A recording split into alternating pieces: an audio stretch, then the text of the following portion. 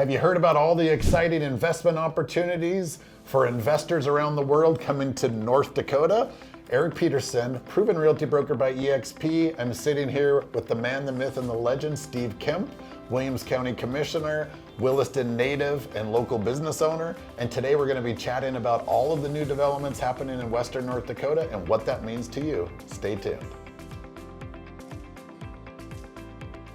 Steve Kemp, what I would consider one of my best friends that we don't ever get to hang out with. But every single time I sit down with you, I'm just blown away by the knowledge that you have and the passion that you have for the community, the development and doing things the right way here, and more specifically, all of the work that you and the rest of the commissioners are putting on behind the scenes to help our area grow and attract businesses that are not specifically related to the oil field. Tell us a little bit about what's happening here in the local economy and then what the outlook in the future looks like. Absolutely. Well, let me start by just saying that the energy sector and the ag sector have been long mainstays of Williams County in Western North Dakota and Eastern Montana. And we're very thankful for everything that they've done because they brought so much infrastructure and such a baseline of important things like new transmission lines, new substations, because you have to power all these well sites, right? And, and they don't want to rely on generators. It's manpower intensive and et cetera, et cetera. So that drive and that initiative that was brought to us by energy, we have to be hats off to them, right? That's, they're a critical part of where we are today. And they put us on the map, really. Put us on the map. Without both of those sectors, and they kind of ebb and flow in other directions, without both of those pulling the rope in the same direction, we're not even having this combo. Exactly. And I certainly wouldn't be here if it wasn't for the great opportunities and many people around here, other than the locals like yourself, which are harder and harder to find. Because we stay hidden in the shadows. Exactly. But truly, some of the really exciting things that are coming about are, and something we've talked, number one being Sarillon. And Sarillon's doing something that's mission critical to help us not just stay on the same path, but continue to grow as a state from an energy production perspective. Because they're taking that critical resource that we have in abundance. It's basically a byproduct of drilling oil as we end up with this natural gas. Well, Sarillon is going to take that natural gas and an awful lot of it. And I wish I could pull out of my head the overall percentage of the gas consumption by Sarillon versus the entire state, but it's a significant portion. That's how big this is. But they will take natural gas and then convert that natural gas into several streams. One of those streams is going to be a very ultra low sulfur diesel to the tune of about 24,000 barrels a day, phase one. And so, as we all know, in this part of the world, we see a lot of trucks, a lot of pickups that run on diesel. Diesel is a critical component in moving products across the country. And it's always so frustrating that we go to fill up and diesel is more than their actual unleaded. I just can never get that over. That's what I drive as well. And I hate it every single time that we have it right here. In our backyard. It's a byproduct. But currently it has to go to a refining facility somewhere in Oklahoma, Bismarck, Billings, one of those, or bigger ones, and then it comes back. And it's always so expensive, and that really impacts us on the local level, right down to the individual. It's the transportation side, moving it down there, moving it back. And so we pay that premium, but so that'll be amazing to have 24,000 barrels being produced right here in Williams County. And that's exciting in itself. But the even more exciting part from a national security perspective and self-sufficiency perspective is that they're going to create what they call base 3+ synthetic lubricants. So if you go and get your oil changed in your car, and you get a synthetic lubricant, chances are that's coming from a country that isn't particularly friendly to the U.S. And so the process that they're doing is, converting that natural gas into synthetic lubricants, which is well known and has been going on for a long time, and it really is a technology that was developed originally in South Africa, and when they were under sanction with apartheid. And that apartheid breeded necessity that they had to figure out what they could do with the resources they had at hand. And the coal gasification plant that we have in North Dakota really is a spin-off of that technology as well. And so it's critical that number one, they're taking this gas off the pipeline.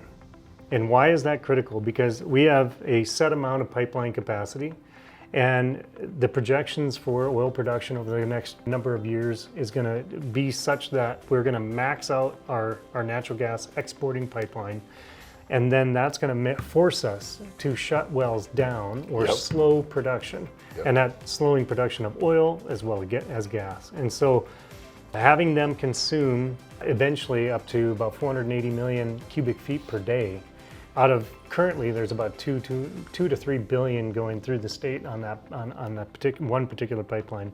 That's a massive consumption and adding value to that natural gas right here in North Dakota. And previously, we always have suffered from the whipsaw effect of commodity prices going up and down, not just from oil and gas, but on the ag side as well. And so that's why you've seen the state really focused on value-added ag and now value-added energy. And what Sarillon is doing is adding value to our raw good material that we have in excess, that we need to do something with, so that we can take some of that capacity back for new future production of oil and gas in Western North Dakota. So they, and then on top of that, they're doing something else, and that's they're sequestering 90+%, I believe, of their CO2 production. And people get all up in the air over CO2, but there's something called enhanced oil recovery, and that will primarily use CO2 to inject into the ground to push the rest of that oil out and to add get the additional stuff we're not getting. Absolutely, and so having at a cheap cost. Right, and so having CO2 sequestration and/or capture right here that we can either sequester under the earth or divert and use for enhanced oil recovery.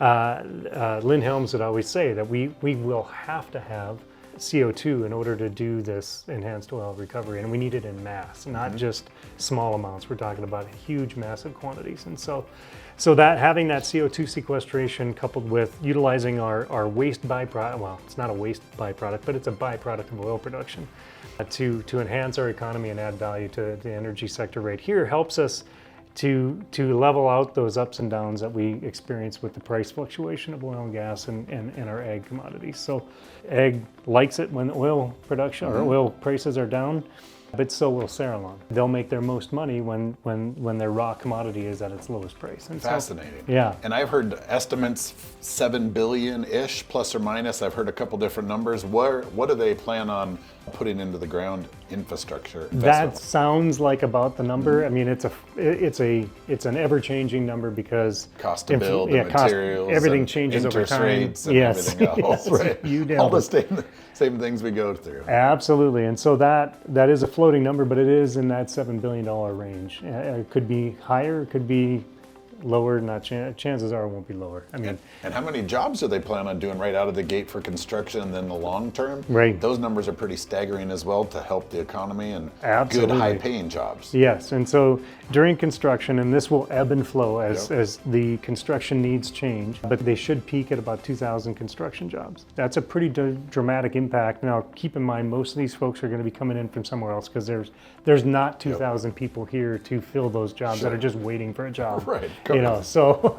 So that will be impactful. That'll be helpful for our hotels, for our workforce housing, and there may be opportunity for additional workforce housing because, as you know, workforce housing is still legal to do outside of the city limits of Williston, and so there is some opportunities for that, and we hope to see some of that. So we want to try to get those workers as close to the construction area as possible to minimize the impact on roads and infrastructure and for the rest of us that live here on a daily basis. So post-construction, they're looking at about 125 or 100 to 125 full-time jobs. Those will be shift work, consistent work. So to give a little bit of a life balance effect to our traditional energy worker who is working, 60, 80 hours a week, maybe more, and give them an opportunity to transition to a job that's more of a 40 to 50 hour a week job instead of the ebb and flow of the working hours for energy workers. So those are really, and they're high paying jobs, they're very sustainable, they're family friendly jobs. And so we are ultimately, we'd love to attract more families and see more families have opportunities here. And this is a great start. And that's one of several projects. There are ancillary projects that I can't talk about that are looking to be a part of what Sarillon is doing or adjacent to what Sarillon is doing. But so there could be other opportunities that we can't specifically speak to that could be coming. There's excitement building around a crushing facility, and Sarillon and this crushing facility are both physically looking to locate down in the Marley Crossing area, which is just west of Trenton. Trenton, will be a proverbial boomtown, Sure. because of all the activity that's coming down there. And I'd be remiss not to mention that Savage, who has the transload facility that was built down there, really is kind of the core infrastructure component that has made that such an attractive area. So for example, for Saralon, you needed natural gas, you need some power, which you have Lower Yellowstone Rural Electric Co-op down there, and then they needed rail to get the products out. And that area had it in spades, and now they picked that location. I worked with Sean Wenko when he was still with Economic Development, and Sean was just picking my brain to see, what are some options for locations, and I mentioned that one and then one other. The city put together a proposal with those locations, and Saralon ultimately picked the Marley Crossing area as that location, and it was based on their criteria, their work.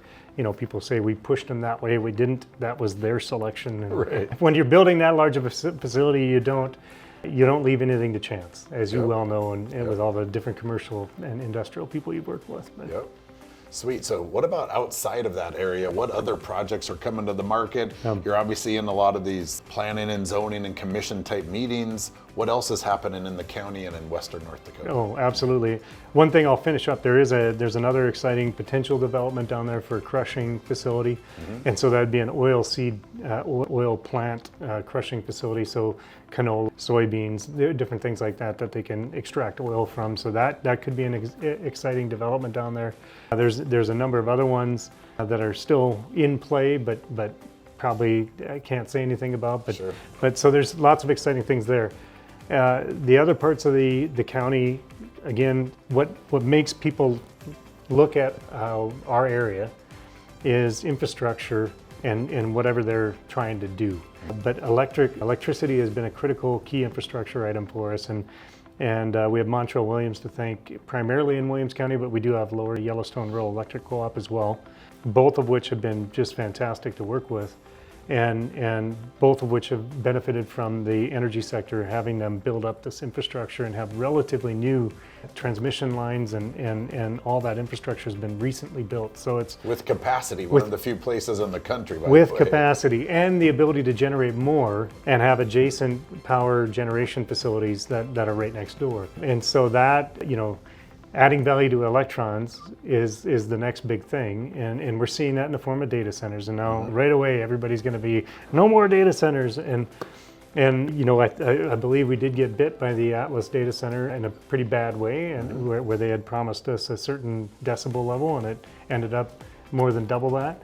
I think responsibly going forward, we've adjusted our zoning ordinances to reflect a much more stringent criteria to work from, going as far as doing sound studies and to know the impact of the surrounding residents. And so I think we've got a very responsible path forward.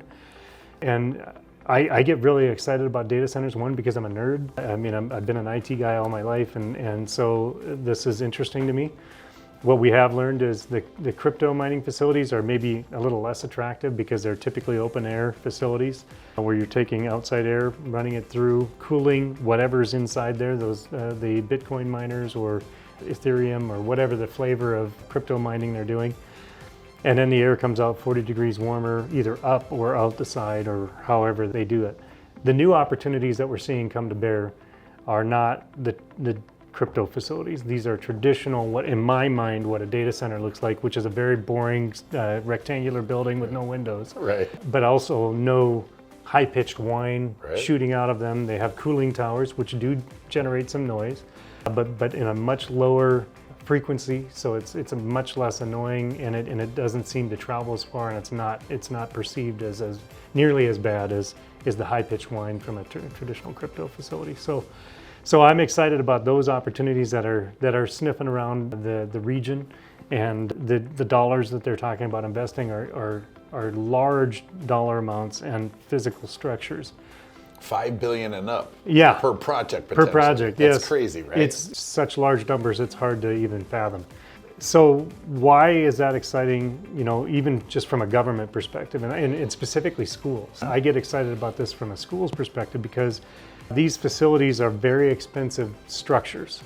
And that is how property tax works. It's based on the structure, not the contents. You could have gold bars in here, stacked to the ceiling.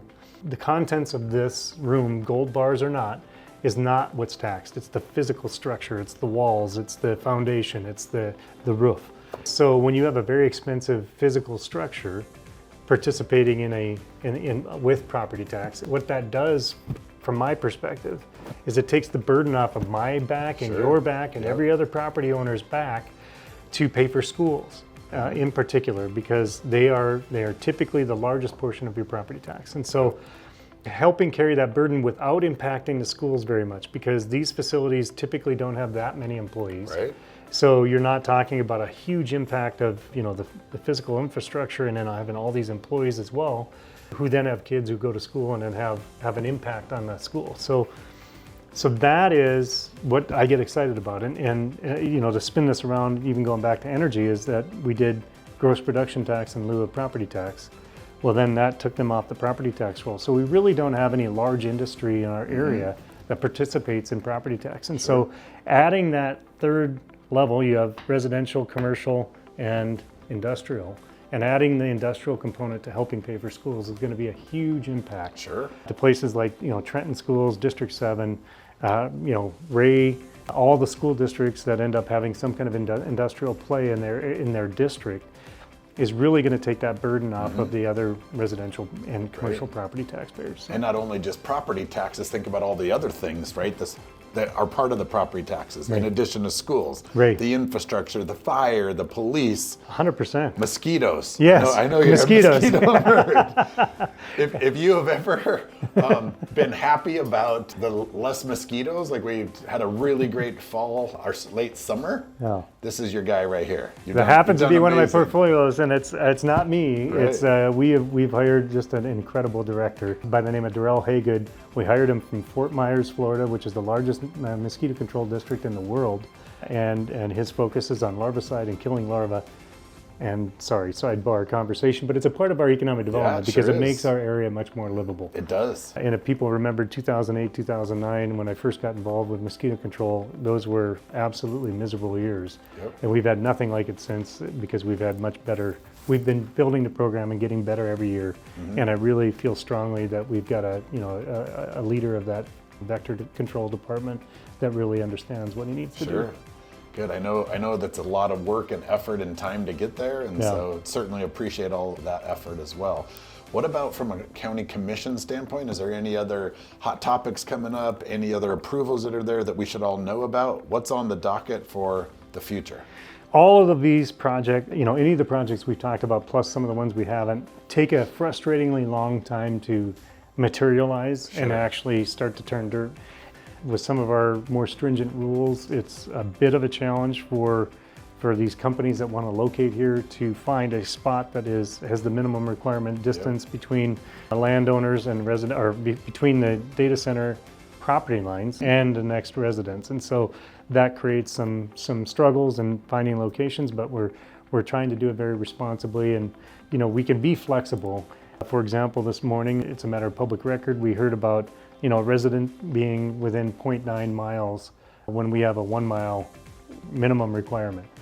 Well, we can do some variance, but they still have to go through a whole process. I mean, this was just to get them to be able to go through the process of meeting with the township, meeting with planning and zoning, having a public hearing, and then ultimately maybe getting approved down the road. So we just allowed that process to continue, even though that we had that person within that limit. So those are some of the big things that are happening right now with regards to activity. We're hoping to see a little more value-added ag, and we do have one exciting project in doing value-added barley for brewing. That was a fun project by local folks that put together this project, and if I could remember the name of it right off the top of my head, I can't. So I apologize to Paul Wyrock for not remembering the name of the business, but that was an exciting one that we've helped out with. But with regards to the value-added ag side, that's been exciting, and we've started to work more now with the city of Williston and the STAR Fund. Williams County really didn't have an economic development portfolio or position until I believe it's now 2 years ago, and the county commission made that one of my portfolios. And our county commission has been fantastic. We don't always agree, and that's why you have 5. I'm one of 5. Right. And we all have different perspectives. We come from different backgrounds in different areas. And so we've got a dynamic group of really smart, common sense leadership on that county commission. And so I'm really happy with where we've been and where we're going. And like I said, even though sometimes we don't agree, that's a very public and healthy relationship to have. But having that economic development perspective and working with the city of Williston and trying to add value to the money that they're already putting out through the STAR Fund, anything outside the city of Williston, then we help participate. We take 50%, they take 50%. So it stretches their dollars further. And so they've done a great job. We're not trying to reinvent the wheel. We want to leverage what they've already done and without adding a bunch of staff and duplicated effort. So let's all just funnel through either Tioga's economic development or Williston's economic development, and that's how we work. Speaking of economic development and opportunities here, speak to investors that aren't in Williston, that aren't in North Dakota, that have never been here. I spent 15 years as a financial advisor. Your brilliant wife also, Carla, one of the top agents in town on the real estate side, also was in financial advising. What would you tell investors outside of this area that have never invested here or heard about it? Why would they consider North Dakota now? It's an interesting perspective, and it's something that being a North Dakota native and being kind of always the great white space on the map, I have a tendency to downplay our potential investment opportunity, and then I'm reminded of it by people like the president of Saralon, Nico DeRusima, who tells me, Steve, I'm getting calls from all over the world, not just the United States or Canada. I'm getting calls from every nook and cranny corner of the world of investors that are looking for opportunities that have a unique opportunity in the world, because we have so much green space development potential that investors really have taken notice. The savvy ones are noticing North Dakota, and specifically Western North Dakota, as a real game-changing opportunity, a place to turn investment dollars into significant returns with low risk, a government that's willing to get the hell out of the way, but be responsible. There's no rule breaking, but you will have access and responsive behavior from a government entity that you've never seen before. And I pride myself in saying the staff at Williams County is second to none. When Saralon gave us this feedback as well, as they said, we've never dealt with any government institution that responds the same day, let alone the same month. But we get back within hours. When asked questions, we're on it. We operate at the speed of business, not at the speed of government. And that's an important perspective to have. And to have Nico just point that out, and he almost gets emotional about it because they've been treated so poorly in other neck of the woods, we'll just say. To be recognized, to be treated respectfully, and then to be treated professionally is just something they're not used to. And I think that the whole basket of opportunity from an investment perspective, when you look at all of these things at play, becomes a golden opportunity for investors. And a lot of my investor clients that I dealt with previously love North Dakota again. We are getting a lot of calls from around the globe because think about your alternatives other than being in North Dakota. Are you going to put your money in the stock market when our economy is as shaky as it is? All of the economic, I shouldn't say all, a lot of the economic data that's coming out is subpar and trending in the wrong direction. From unemployment, earnings growth, all of that. High inflation, major tax issues, and the rest of the economy around the world is having some major weakness. So is stocks the right move? Crypto's not for everybody. Are you going to put your money in bonds that in theory could go down as interest rates fall? They should go up in value, but people just don't know about the financial stability of said corporations on the bonds. And so to me, it's one of the few bright spots in the world, and we're starting to see a lot more investment from outside. Also on the returns, our cap rates here are approaching double digits. The same type of investment as a real estate investor, you're going to get half to a third of the same return that you could get here. So I think that's interesting. There's a barrier to entry because it's hard to build here because of the high cost of labor and getting materials here. So it's hard for any new supply to come online. So if anybody's looking to build new buildings, if you're working in these other areas on housing, we need it all. Right. Just right. like we did in 2010, 11, 12 into 13. It feels very reminiscent to that. It does. Our apartments are full. Yep. We don't have anybody building multifamily, and we Right. really need some multifamily again. Right. But we desperately need housing, and that's something that we're passionate about. But we're willing to put some money where our mouth is from Williams County's perspective. So we have budgeted money to work on housing incentives that work. And I say that, with a bit of a smirk, because it's been tough to find something that will work and not negatively impact the market.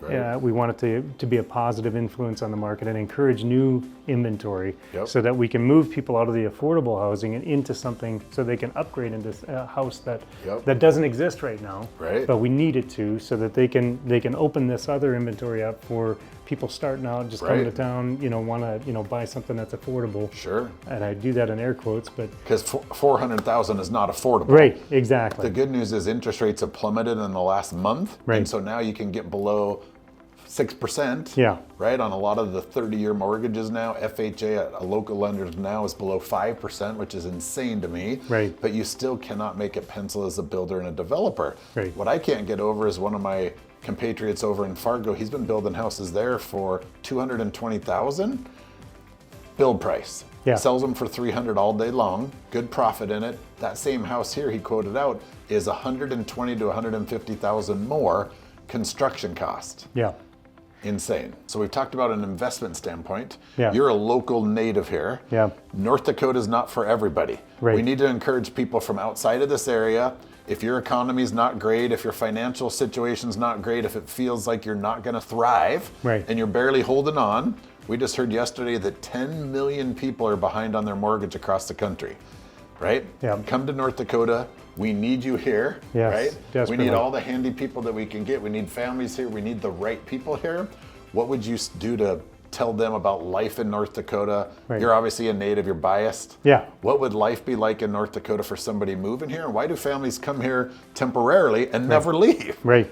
My wife has had numerous instances where people have come here, they leave, and then they come right back because the opportunity is here.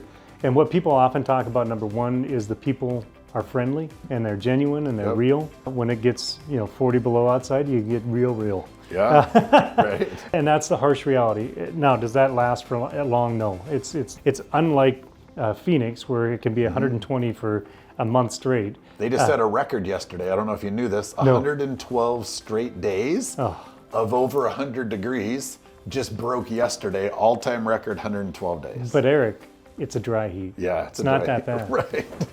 Yeah, right. Well, here we have a dry cold. It's not that bad. Right, at 50 below. I would, people think I'm crazy, but I would say it's similar in nature. Like in the wintertime, you just spend a lot less time outside. Yep. In the summertime in Phoenix, you spend less time outside. Yep. And so it's similar in that regard. And I've had a number of people from the South that have moved up here, and they've said, you acclimate it. Our new vector director is from Fort Myers, Florida, been in Florida his whole life, moves up here.